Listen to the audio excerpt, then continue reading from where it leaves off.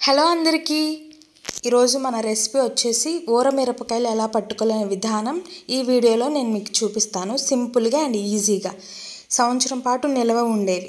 Actually ఊరమిరపకాయలు అంటే ఎండాకాలంలో చేస్తారు. మేమైతే చలికాలంలో కూడా ట్రై చేసాము. మీరే చూస్తున్నారు కదా, ఇలాగే వచ్చాయి. ఈ ప్రాసెస్ ఏంటి ఎలాగనేది ఇప్పుడు నేను మీకు చూపిస్తాను. ఎవరైతే మా ఛానల్ కొత్తగా చూస్తున్నారో సబ్స్క్రైబ్ చేసుకోండి. వీడియో అనేది ఫుల్గా చూడండి. ఊరమిరపకాయలు ఎలా పట్టుకోవాలనే విధానం చూపిస్తాము.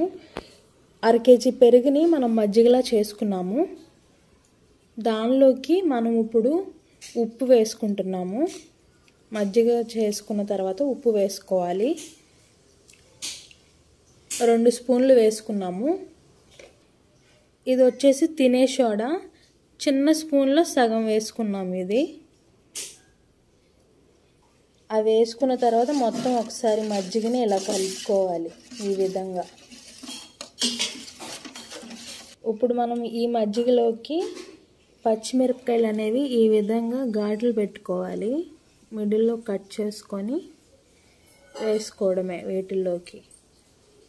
అంటే మీకు పచ్చిమిరపకాయలు ఎన్ని కావాలనేది మీకు అనుకుంటే 1 కేజీనా లేకపోతే 1/2 కేజీనా అలా మీ క్వాంటిటీ ప్రకారం మీరు వేసుకోవచ్చు.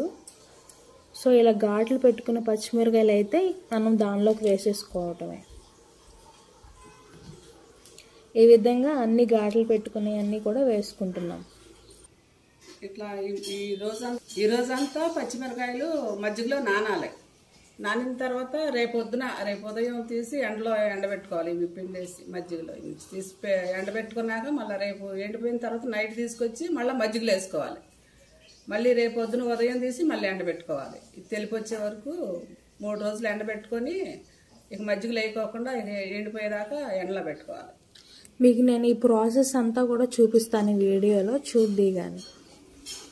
ఇప్పుడైతే ఈ పచ్చిమిరపకాయలన్నీ ఇలా వేసుకొని ఈరోజంతా కూడా మజ్జిగలో బాగా నాననివ్వాలి. రేపు ఎలా ఉంటుంది ఆ నానిన తర్వాత మీకు నేను చూపిస్తాను కదా. వేసుకున్నాం ఇలాగా. సో ఒకసారి మనం కలుపుకోవాలి.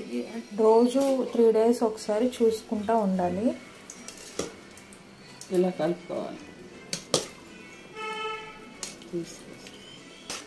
ఇట్లా కలుపుకొని గట్టిగా పిండేసి తీసుకోవాలి. ఎండబెడతాక తీస్తాను.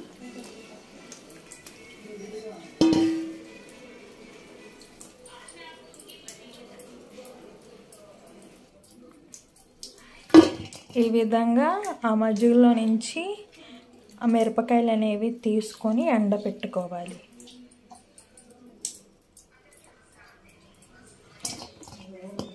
చూస్తున్నారు కదా, ఈ విధంగా అయితే తీసుకున్నాము. ఇప్పుడు ఇవి ఎండబెట్టేసుకుందాం.